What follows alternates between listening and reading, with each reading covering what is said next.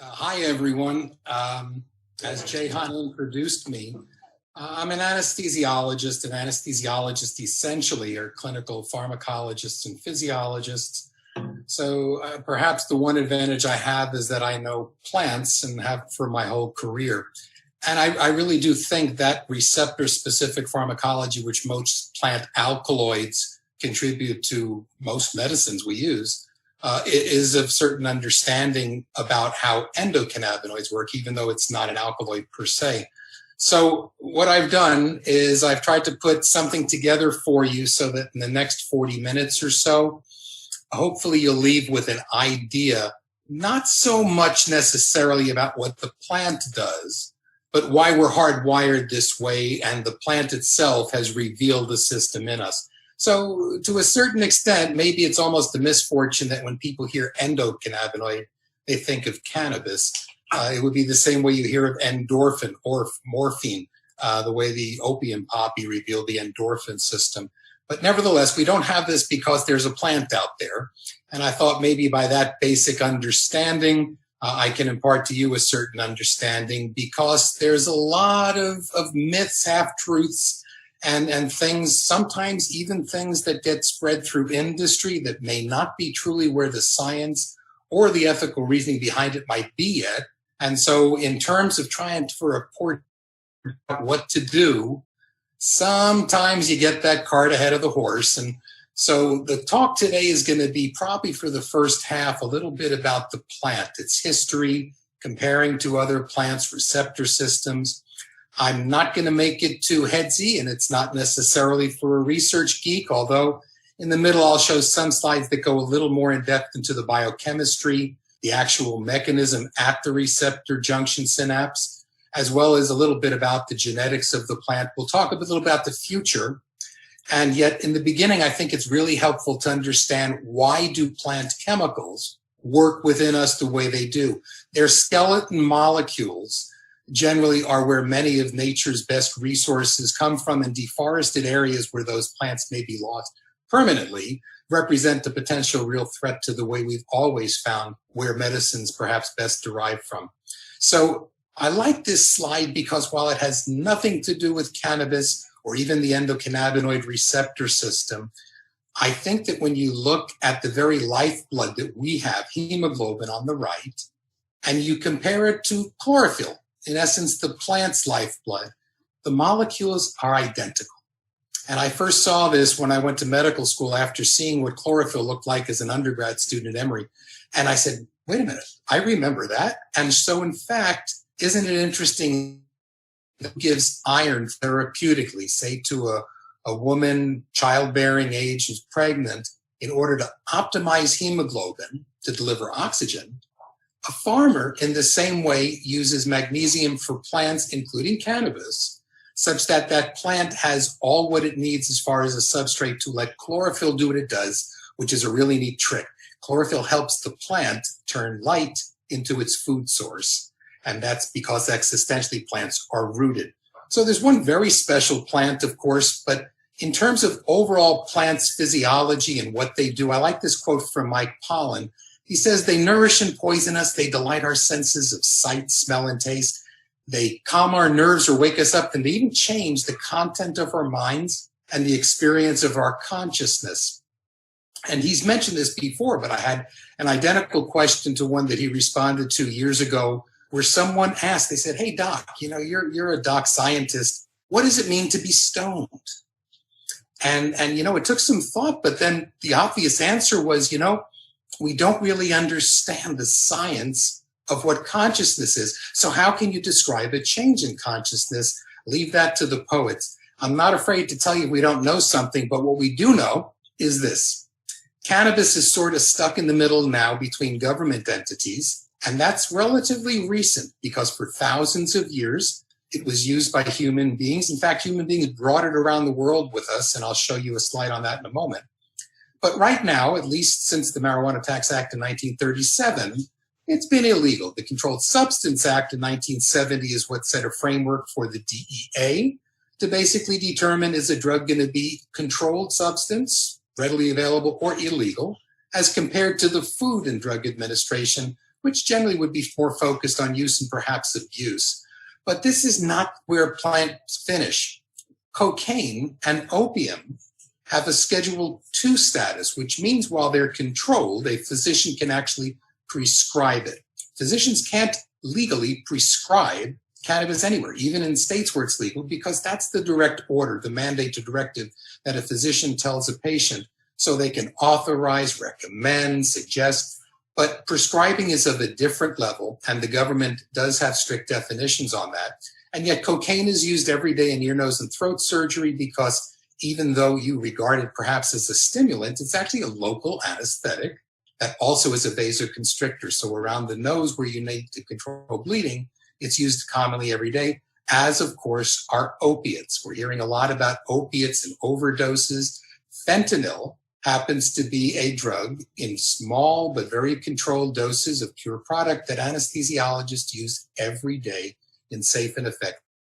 The problem happens when dosing and irresponsible people get a hold of it and then perhaps mix it with other things. You hear a lot about an opium crisis and opiates in general relating to deaths and how cannabinoids for pain might be helpful. That remains to be fully worked out. But cannabis is inextricably connected to tobacco. It's probably because Columbus on his second voyage saw the Taino Indians in Cuba smoking tobacco.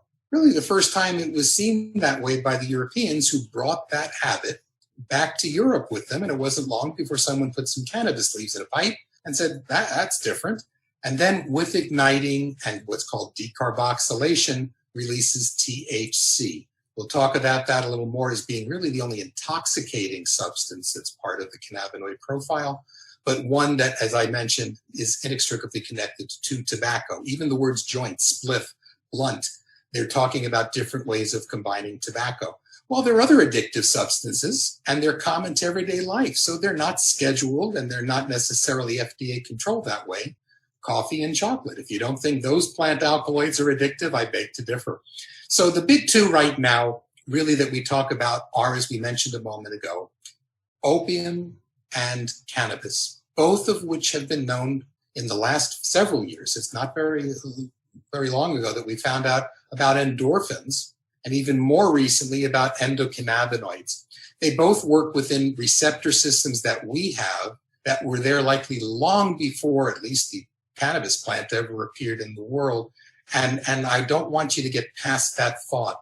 If there's any one person, though, who's mostly responsible for the evolution of endocannabinoid medicine and cannabinoid science in general, it would have to be Professor Meshulam at Hebrew University in Jerusalem back in 1964. He identified the chemical structure for the first time of delta-9 tetrahydrocannabinol, and then by the early 1990s, on the other hand, identified anandamide and 2-AG, the body's own ligands that THC mimics. The anandamide there in particular was a very important discovery because now we knew a mechanism of action. And that's what got my attention.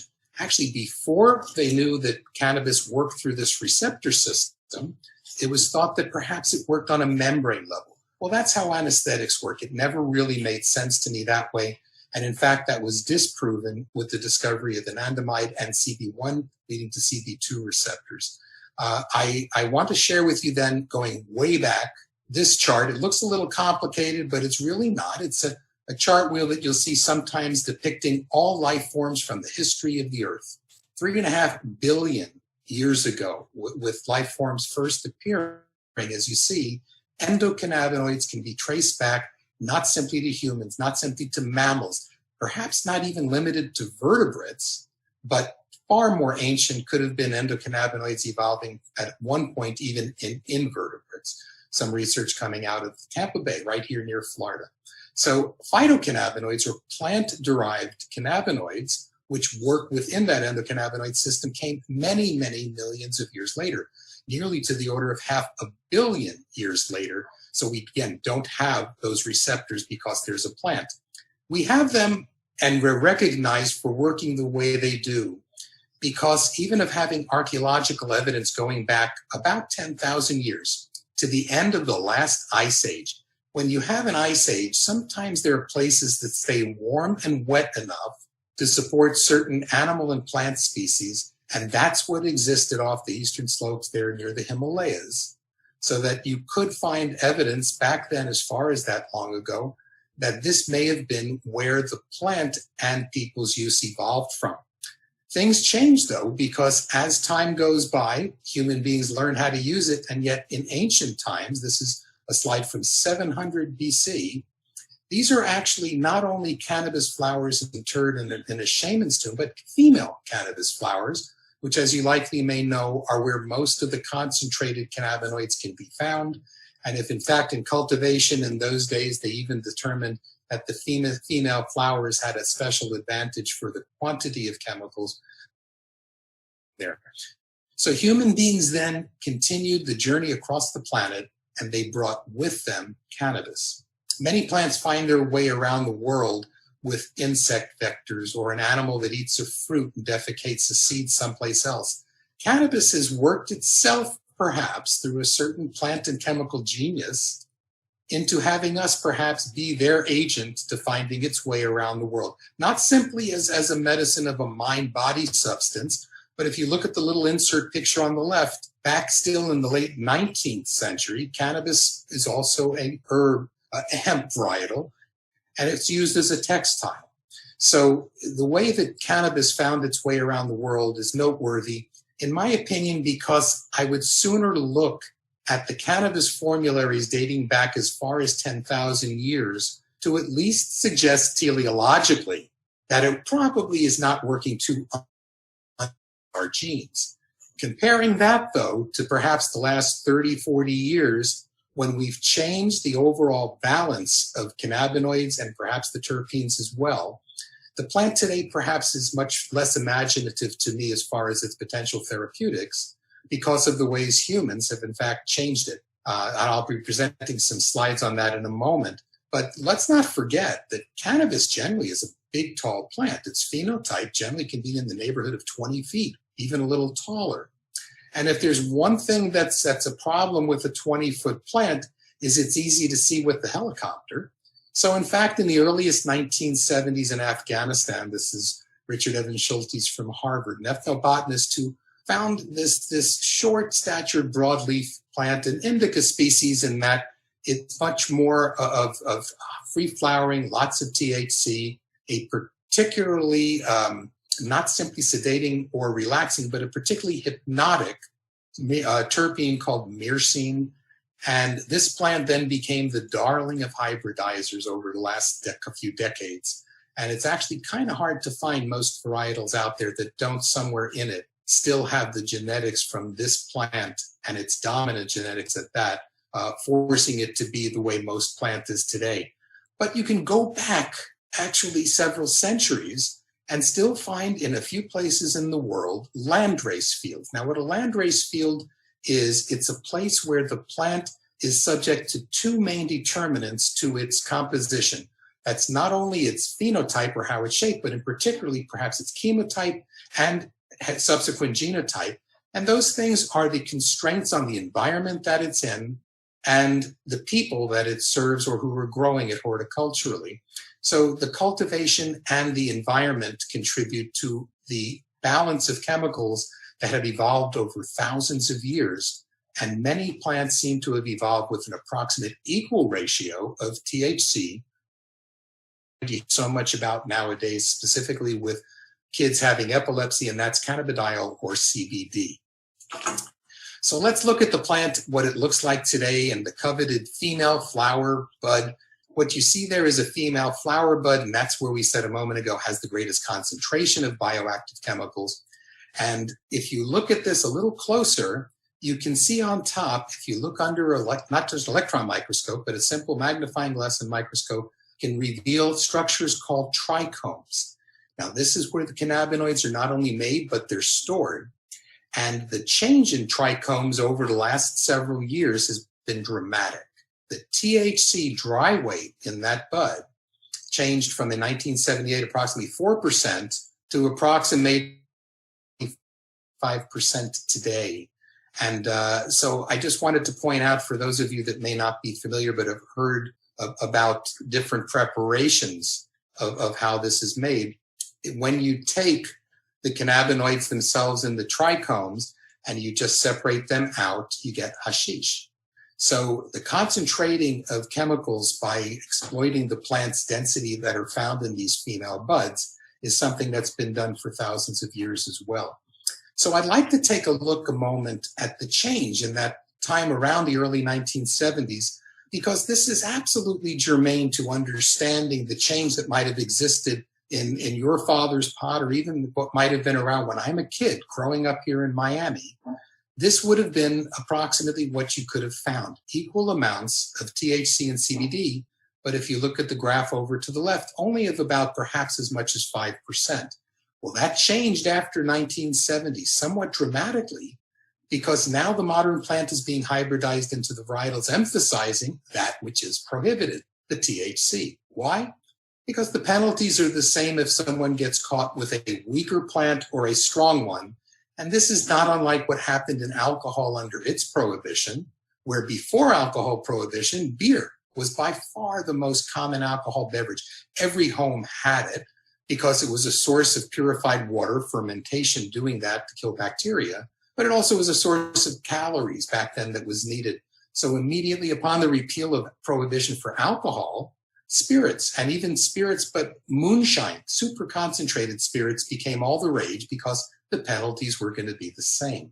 So as a result, in a sense then, today's cannabis and many varietals of it, the way they're grown and purposely with high THC, could be thought of as a moonshine equivalent with sort of a Stills in the Hills mentality. I think that it needs to find a better balance over time. And we said that the dominant traits of not only that Afghani Kush, but skunk number 1 are both dominant and lend themselves to that current plant's portfolio. So if you look now at the differences of both extracted chemicals, the primary cannabinoids, THC and CBD, what you'll find is over time, plants have been cultivated to express more and more of the THC, but in more recent years, more and more of the cannabidiol. Cannabidiol is a fabulously wonderful chemical in that it's not only in the cannabis, and it doesn't only work on CB receptors, but it seems to be the epitome of what we call polypharmacy, which generally means it either does everything or nothing, but I have a fairly good clinical suspicion. So we're on a slide now. I'm seeing something that says a basic statement about the strength of the cannabinoids that are out there today. And it's making a statement which should be fairly practical to many of you. If you can't control your dose can control you. But remember, Cheech and Chong, as humorous and funny as it was and still is, this is representing 1978 when the Up in Smoke movie came out.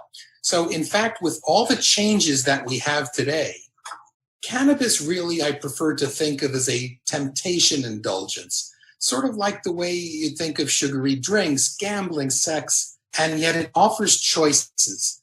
And we're at that pivotal time right now where those choices can sometimes be thought of as the genie who comes out and gives you those different things to be careful what you wish for, because it'll lull you into a few things and then get you on the third with the gotcha moment. So in fact, right now, science and reason really do matter. It was in that initial slide I showed you. And we're going to try to get to this point now that we've talked about the plant into understanding the supporting science of the endocannabinoid system. And I'm not showing you this slide because there's going to be a test later, but I will share with you that this is generally the biochemistry of the cannabinoids, both those that go to olivotolic acid and the diuronic as well. But GPP, the germinal pyrophosphate, molecule is the central molecule leading to the cannabinoids, but also to the terpenoids. And more recently, of course, we've been finding out how a rich profile of terpenes do determine the user's effect. Terpenes are far more volatile generally than the cannabinoids are generally considered to be. So in the plant itself, which evolves those terpenoids as an advanced chemical warning system or alerting system to interact with its environment, once the plant is harvested and otherwise subjected to different natural conditions, heating and things like that, those terpenes are far more volatile and they tend to be less well represented in a non-fresh plant. So that's the biochemistry. The genetics is fascinating too. This slide coming from GW Pharmaceuticals tells you that you can have a plant that is geared to produce more of one cannabinoid than the other. Now, this is more in a traditional pharmacy way of thinking that when you extract one chemical, it then becomes something, of course, that's easier to study as an individual chemical. But it appears that the balance of different cannabinoids and the terpenes determining patient outcome and effect seems to be a far more complicated recipe to deal with for research purposes, because now you're dealing with compounds. And what you have is then a resulting exponentially explosive variety of situations that, if each one were tested for individually, becomes quite a task. So this represents some of the genetics, but I want to share with you where maybe the future's going in terms of 21st century. I was trained in 20th century science, the last quarter of it, to where receptor-specific pharmacology was not all the rage, but finally being well understood. Well, the very, very end of the 20th century, in late 99, is when the Human Genome Project was completed. And within a few years after that, the first plant genome was done. And these are roadmaps to define not only our genetics, but ways in which our genetics might be off kilter, could be corrected, and to let us see diseases on a very different level. And also let us see things like taxonomy. If you've heard about any of the discussions trying to determine, is something a sativa, is something an indica, I try not to bother myself with those designations, not simply because everything until proven otherwise is a hybrid between those, but perhaps more importantly, as a plantsman, and I grow a lot of plants, legal, tropical ornamentals, I've never met a planter cared the least about what it was called, other than late for dinner. So the names of the plants are not as important, perhaps, as their genetic makeup. That's really the genotype or the true blueprint for what goes in it. Now, why is that important? Because nowadays we're doing lots of work with stem cells and other sorts of genetic manipulations, including things that are done not necessarily in an altruistic way, but wheat and rice have been genetically altered to be more resistant to different pathogens or natural conditions of drought or flood, to enable people to have more to eat. Now, it can be exploited and changed in ways that may not be healthy. That will find its way out in the future, but the technology exists and is being worked on every day through something called CRISPR, CRISPR. And this is just a little out there perhaps for where genetics of plants and people can go. But plants have certain ancestral roots, and you can see certain ways that the plants that are grouped there on the right, each of those lines, as of the end of 2015, represented a separate cannabis varietal that had its genomics discovered and laid out. The first plant genome for cannabis wasn't until 2011. But after that, now you see an explosive use, many more than this today, but you can find some common lineage to tell you where the plant may have come from. Is it more of a hemp varietal? Is it one of the drug substance types that otherwise might be here? And if you think about it, today's plant is so far removed from what might have been around 50, let alone 500 years ago, that there have been people who, after Vietnam in particular, went back to that part of the world searching for a sort of holy grail, maybe something they remembered from Vietnam. It was affectionately called the Hippie Backpack Trail. And so wouldn't it be interesting if those genetic roots could be used to trace back a landrace formulary, like an heirloom plant? And that's what some people regard as the holy grail of ancestral plants. And there are really a few things going on that could accelerate this tremendously. And one is the efficiency of global communications, because that's going to really facilitate the search to match a plant's genetics with human genomics for potential benefits to healthcare. But there's something else. There's the actual sharing of scientific data.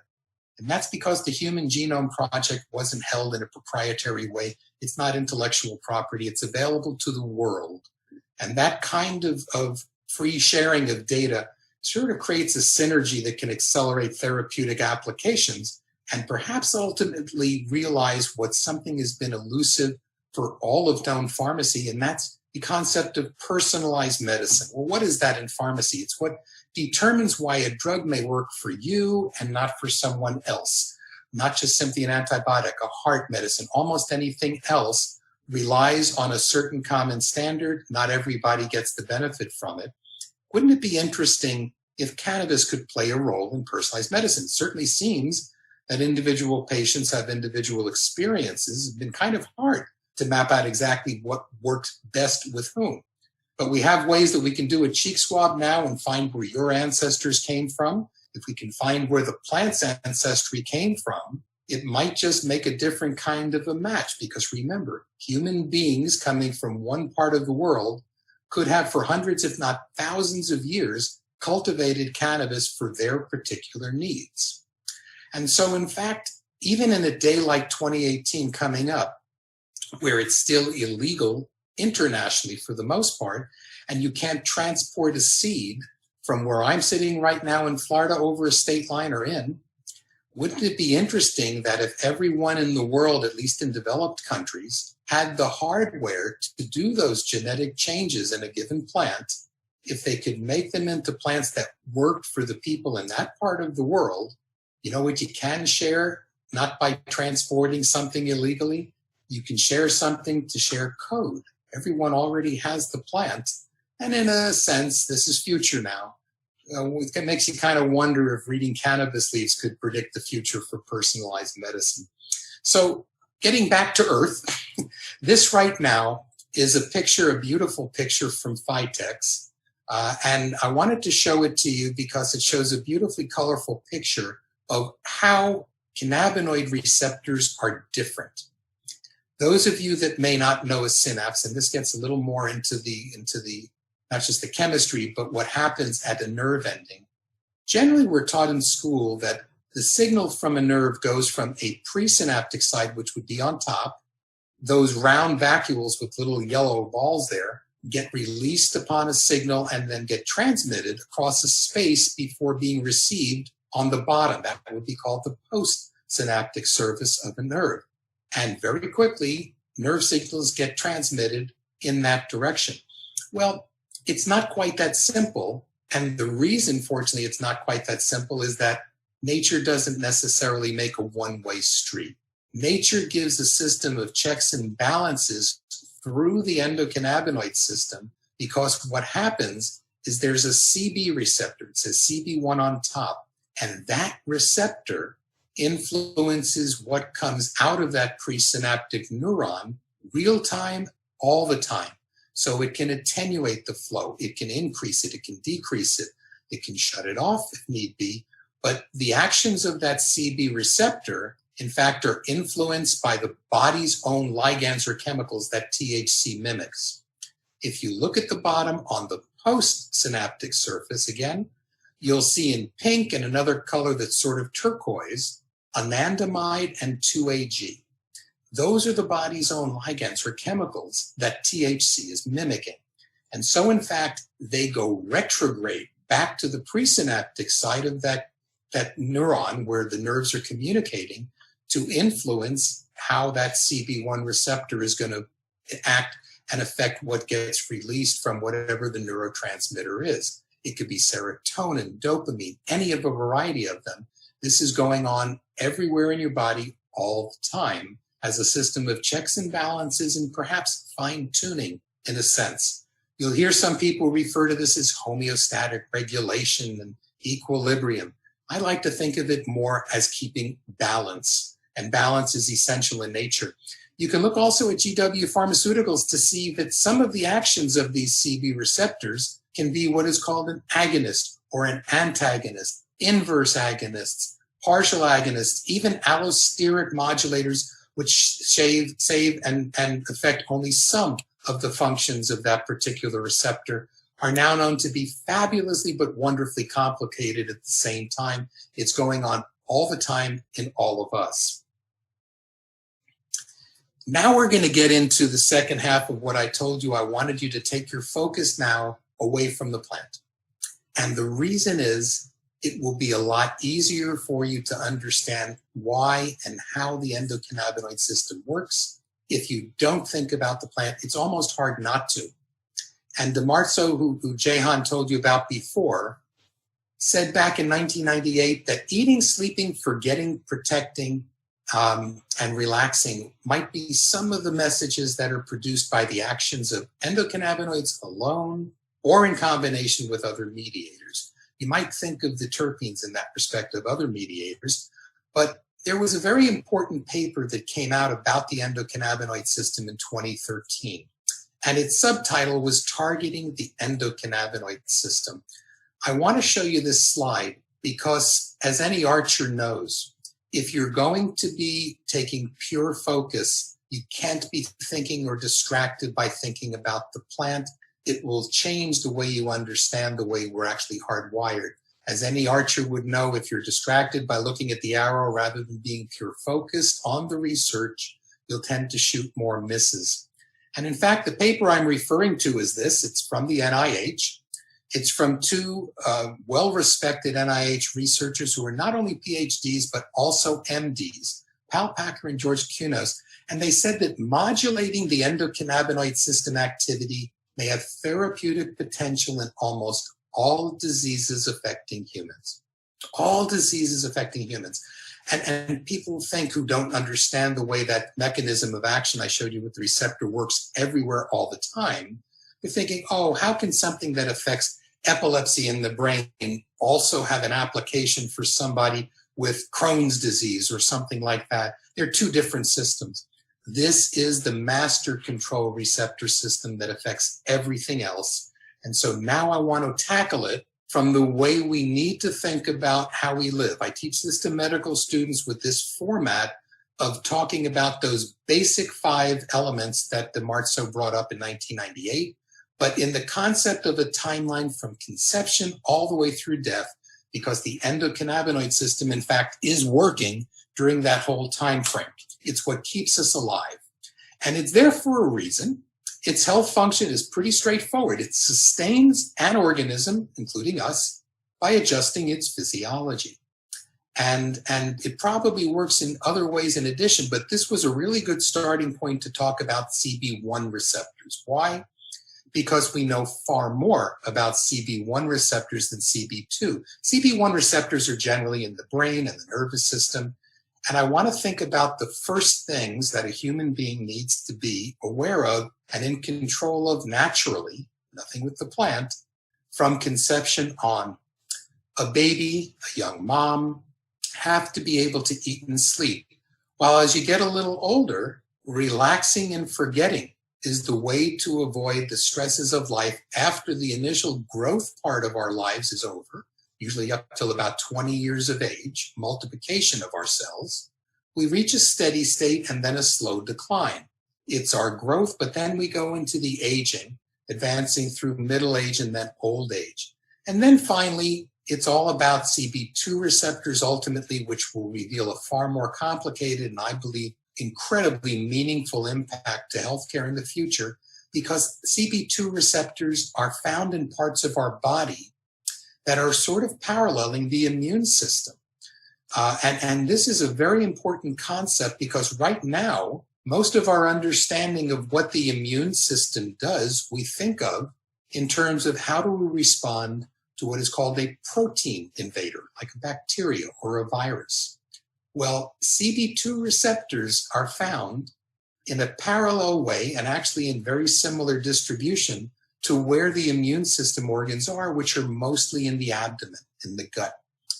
And this is going to come out of an important thing that ancients probably understood. But let's start out now from the conception and birth through the growth times of our lives, because eating and sleeping are essential for reproduction and for how we manage ultimately to grow.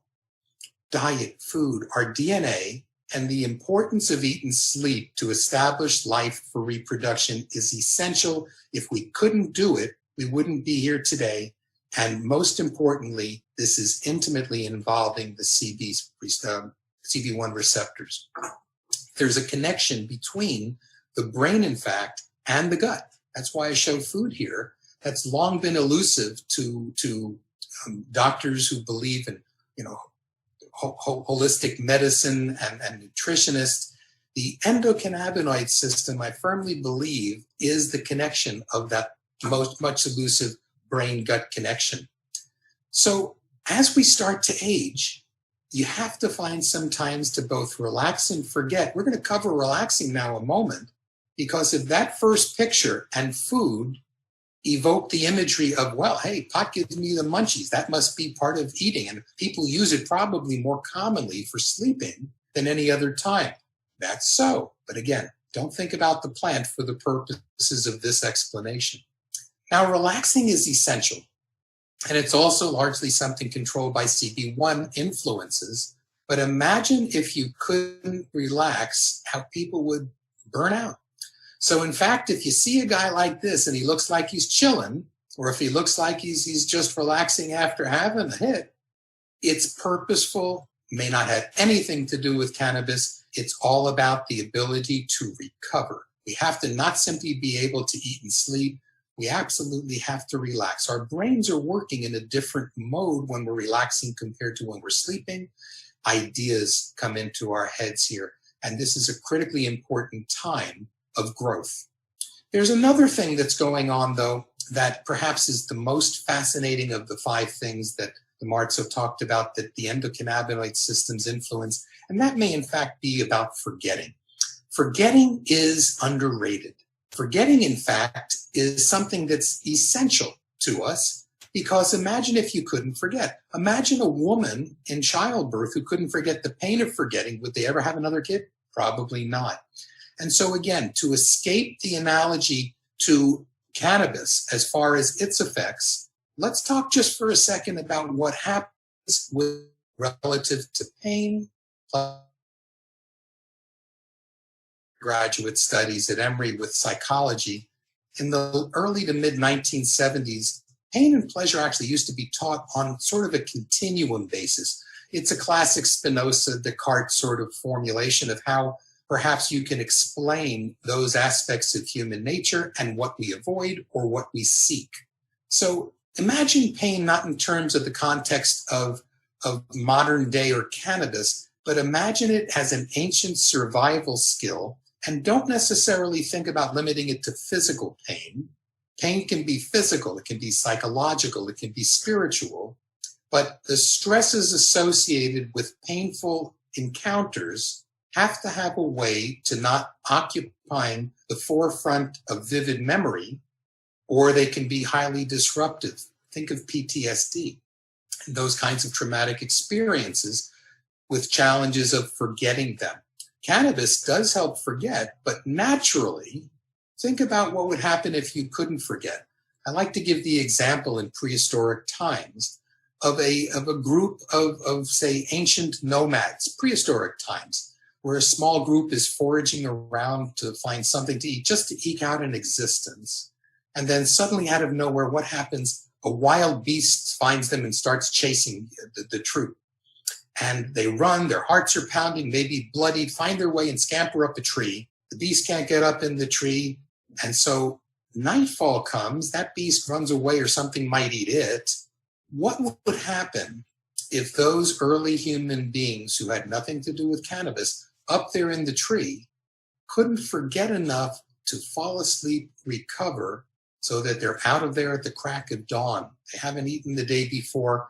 It would be something incredibly unhealthy if you could not forget the sheer terror of that moment. Now, that's a matter of purposely being able to forget pain. Well, what about people who can't forget pleasure? Perhaps the opposite might be true, in that people would be constantly seeking pleasure.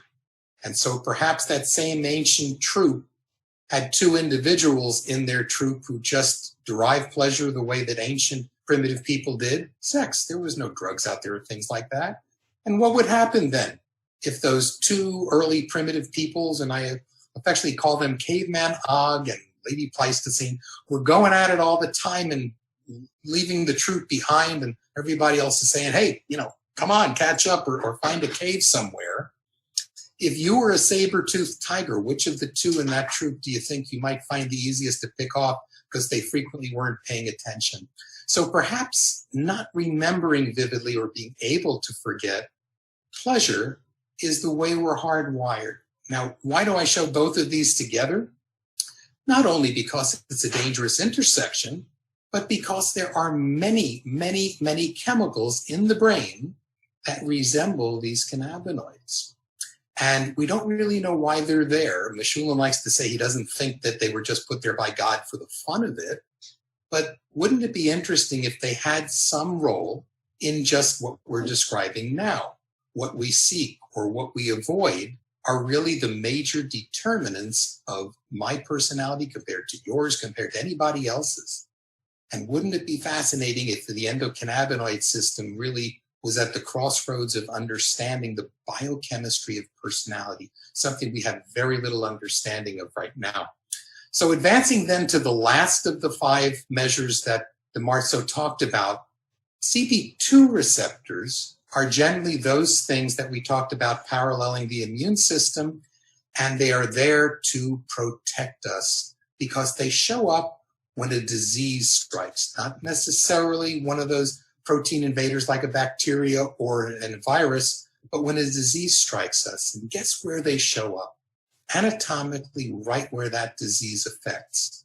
They're there, they're lying dormant, they're called into action, they're genetically part of our makeup, they are ancient, and they're there to protect us in a very important way, particularly as we age.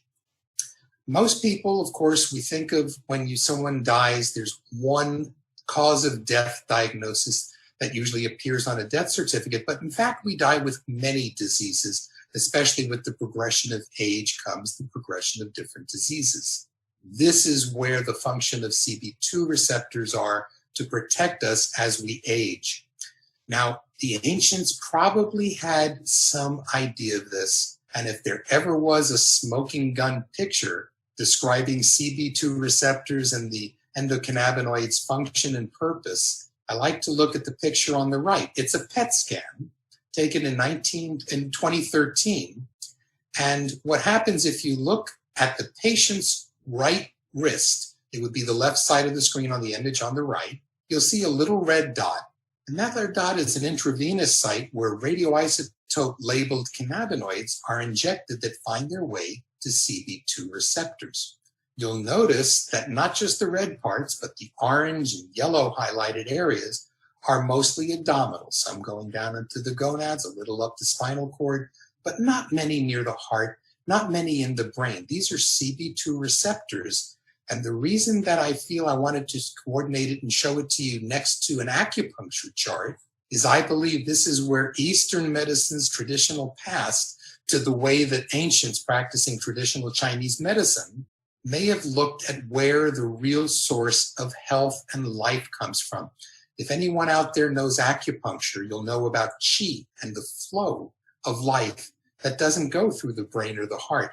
Look at the density of the receptors over the abdominal portion in the acupuncture chart, and you'll see it's focused largely there. This is where most of the flow of what's called qi is associated with good life, parallels where the health of immunity and life is thought of today to be where we know it is by the proof of that smoking gun picture on the right in human beings. So in fact, this goes to the very essence of integrated medicine.